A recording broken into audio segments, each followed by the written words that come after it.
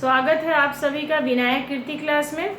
हम लोग स्वर संधि के अगले भाग को पढ़ेंगे। हम लोगों ने पीछे 4 संधि पढ़ लिए स्वर संधि का। अब हम लोग दीर्घ संधि पढ़ेंगे। दीर्घ संधि का सूत्र है अकः सवर्णे दीर्घः। ठीक है, ये बहुत आसान है। अकः सवर्णे दीर्घः, ये दीर्घ संधि है। कौन सी संधि है? दीर्घ संधि। अच्छा, यहाँ बोला जा रहा है कि अकः यानी अक। अक क्या है? प्रत्याहार में बताया मैंने, ऐ उण, अ, ई उण, री री, ऐ उण, ऋण ऋक। ठीक है, ये अक हो गया। इन वर्णों के पश्चात सवर्ण, सवर्ण मतलब समान वर्ण, अर्थात वही वर्ण होने चाहिए।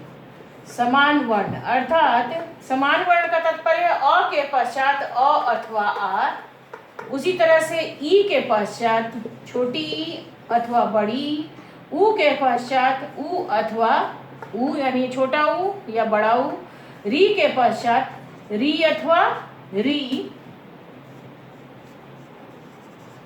ठीक है, और री के पश्चात री, अर्थात समान वर्ण हो, यानी अ अथवा आ के पश्चात अ अथवा आ ही हो। उसी तरह से ई अथवा ई यानी छोटी ई और दीर्घ ई, बड़ी ई के पश्चात छोटी ई या बड़ी ई अर्थात ह्रस्व ई अथवा दीर्घ ई। उसी तरह से ऊ यानी ह्रस्व ऊ दीर्घ ऊ के पश्चात ह्रस्व ऊ अथवा दीर्घ ऊ। उसी तरह से री अथवा री यानी दीर्घ री के पश्चात री अथवा दीर्घ री यानी ह्रस्व री के पश्चात दीर्घ री। मैं दोबारा बोलती हूँ कि अ अथवा आ के पश्चात अ अथवा आ, यानी यहाँ पर सवर्ण यानी समान वर्ण। यहाँ अ अथवा आ के पश्चात ई नहीं है, ऊ नहीं है, री नहीं है, यानी अ और आ के पश्चात अ और आ हो तो उनको दीर्घ हो जाता है, यानी आ हो जाएगा। और उसी तरह से ह्रस्व ई अथवा दीर्घ ई के पश्चात ह्रस्व ई और दीर्घ ई हो तो वहां भी दीर्घ हो जाएगा, दीर्घ ई। ह्रस्व ऊ अथवा दीर्घ ऊ के पश्चात ह्रस्व ऊ और दीर्घ ऊ हो तो वहां भी दीर्घ ऊ हो जाएगा। री यानी ह्रस्व री और दीर्घ री के पश्चात ह्रस्व री अथवा दीर्घ री हो तो यहाँ भी दीर्घ री हो। ऐसे इसको हमने अकः सवर्णे दीर्घ सूत्र से दीर्घ संधि माना है। अर्थात अकः सवर्णे दीर्घ सूत्र यह बताता है कि अक के पश्चात, तो अक में कौन कौन से वर्ण आते हैं? अ, ई, ऊ, री और री, इनके पश्चात समान वर्ण अर्थात इनके पश्चात उसी का ही ह्रस्व अथवा दीर्घ रूप हो तो उसका दीर्घ रूप हो जाता है। अब हम लोग उदाहरण एक एक करके अ का, ई का, ऊ का, री का और री का देखेंगे। उदाहरण स्वरूप जैसे सबसे पहले हम लोग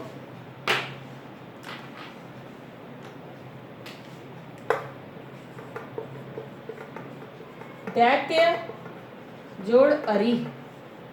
ठीक है, बहुत सारे उदाहरण, बहुत सारे संस्कृत व्याकरण की पुस्तकों में बहुत तरह तरह के उदाहरण हैं। उन उदाहरणों में ये उदाहरण भी मैच कर सकते हैं, मिल सकते हैं, अथवा इनसे अलग भी उदाहरण होंगे। आप उनको देखिए, खोजिए और समझिए कि कौन सी संधि के उदाहरण हैं, अथवा उनको कई बार प्रैक्टिस करने से स्वयं ही समझ में आता है कि ये किस संधि का उदाहरण है। अब यहाँ पर हम लोग देखते हैं कि यहाँ भी अ है और यहाँ भी है, दोनों सवर्ण है यानी समान वर्ण है और दोनों ह्रस्व है। तो ये उदाहरण किसका है? अ जोड़ अ। अब ये दोनों मिलकर के दीर्घ यानी आ हो जाएगा। तो दैत्या री। ठीक है, आगे एक और उदाहरण है रत्न जोड़ आकरः। रत्नाकरः। अब ये उदाहरण है अ जोड़ आ का, अ जोड़ आ का। यहाँ और अ का उदाहरण था, ये अ जोड़ आ का उदाहरण है, तो ये भी यहाँ भी दीर्घ हो गया, रत्नाकरः बना। उसी तरह से महाजोड़ अनुभवः। ये हो जाएगा महानुभवः।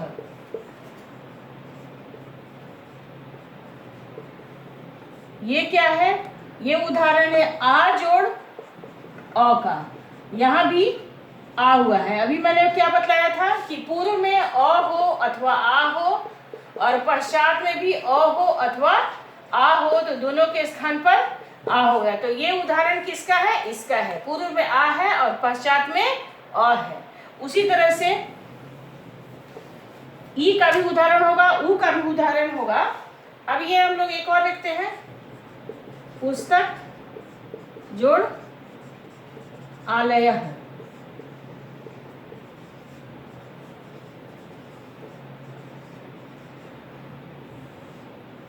ठीक है, ये उदाहरण है अ जोड़ आ का, इसका इससे मैच कर रहा है। ये उदाहरण इससे मैच कर रहा है, ये इसका उदाहरण है। अब उसके बाद विद्या जोड़ आलय, ये बहुत सामान्य शब्द है, बहुत बार यूज होता है, बहुत बार प्रयोग होता है और सामान्यतः सभी लोग इसका संधि जानते हैं और आसानी से इसे समझ सकते हैं। ये उदाहरण है आ जोड़ आ का, ये बनता है दीर्घ आ ही बनता है। आगे है एक और है जो आप खुद हैं, विद्या जोड़ अर्थी। विद्यार्थी तो सभी हैं, विद्या को ग्रहण करने वाले विद्यार्थी सभी होते हैं, इसलिए विद्या जोड़ अर्थी विद्यार्थी। ये है आ जोड़ अ का उदाहरण है, विद्यार्थी। ये पहला उदाहरण अ और आ का। अब हम लोग दूसरा उदाहरण देखेंगे, छोटी ई का और बड़ी ई का, यानी ह्रस्व ई और दीर्घ ई। ये उदाहरण है ह्रस्व ई और दीर्घ ई का। इसमें क्या है? ह्रस्व ई अथवा दीर्घ ई प्लस यानी जोड़ ह्रस्व ई अथवा दीर्घ ई, ये दीर्घ रूप बनता है बड़ी ई। अब हम लोग उदाहरण देखते हैं, गिरी जोड़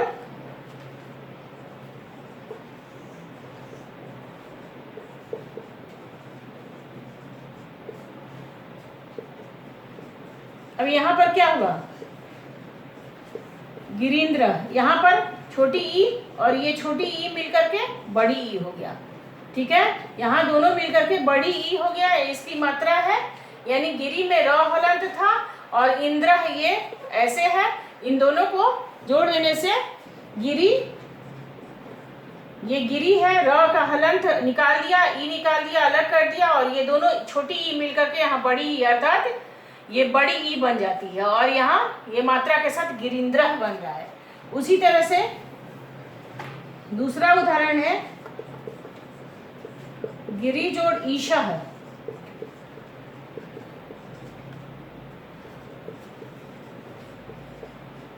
गिरीश, ये उदाहरण है छोटी ई यानी ह्रस्व ई और दीर्घ ई और ये बन जाता है दीर्घ ई, गिरीश है।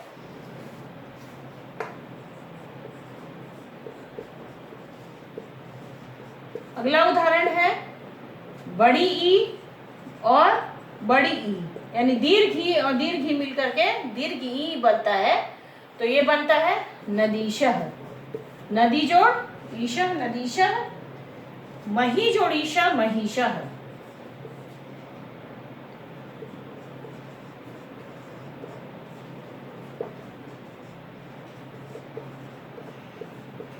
ठीक है, तो हम लोगों ने अ और ई का उदाहरण देख लिया। अब हम लोग तीसरा उदाहरण देखते हैं, ऊ का, ह्रस्व ऊ और दीर्घ ऊ का।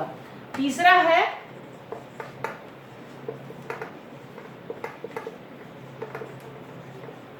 ये बनेगा दीर्घ ऊ। इसका उदाहरण है, एक उदाहरण है विधु जोड़ उदयः। ये हुआ विधुदयः। यहाँ देख रहे हैं हम लोग कि छोटा ऊ और छोटा ऊ, ह्रस्व मिलकर के दीर्घ ऊ होगा। एक और उदाहरण, चमू जोड़ उत्साह, और एक बस हम लोग री का उदाहरण देखेंगे। चमुत्साह, यहाँ दीर्घ ऊ और छोटा ऊ यानी ह्रस्व ऊ मिलकर के दीर्घ ऊ ही बन जाता है। अगला है री का उदाहरण हम लोग देखेंगे, मातृ जोड़ ऋणम।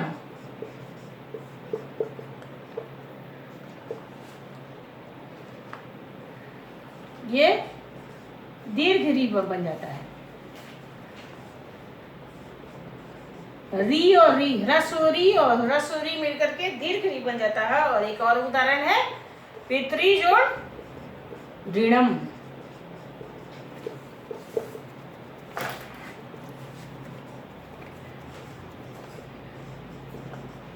इस तरह से हम लोगों ने अक सवर्णी दीर्घ सूत्र देख लिया, यानी अ के पश्चात अ, ई, उ, री, री। इसके बाद री का उदाहरण हमने अभी नहीं बताया है, बाद में बताया जाएगा। इनके पश्चात सवर्ण हो, समान वर्ण हो तो उसका दीर्घ हो जाता है। इस तरह से हम लोगों ने दीर्घ संधि पढ़ ली। ये संधि सबसे आसान है और बहुत आसानी से, सरलता से